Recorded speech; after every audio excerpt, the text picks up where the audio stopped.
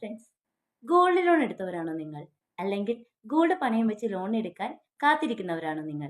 എങ്കിൽ RBIയുടെ പുതിയ നിയമങ്ങളെക്കുറിച്ച് നിങ്ങൾ അറിഞ്ഞിരിക്കണം.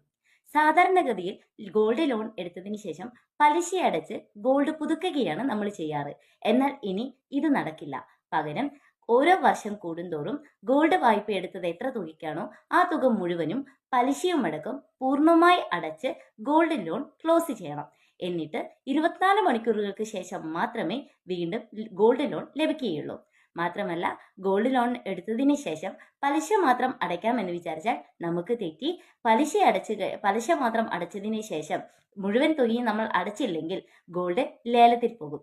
RBIയുടെ ഇത്തരത്തിലുള്ള നിയമങ്ങളെക്കുറിച്ച് അറിയാൻ താല്പര്യമുണ്ടെങ്കിൽ നിങ്ങളുടെ അഭിപ്രായങ്ങളും നിർദ്ദേശങ്ങളും സംശയങ്ങളും കമന്റുകളായി രേഖപ്പെടുത്തുക. ഈ വീഡിയോ ലൈക്ക് ചെയ്യുക, സബ്സ്ക്രൈബ് ചെയ്യുക. നിങ്ങളുടെ സംശയങ്ങൾക്കുള്ള ഉത്തരവുമായി അടുത്ത വീഡിയോയിൽ കാണാം.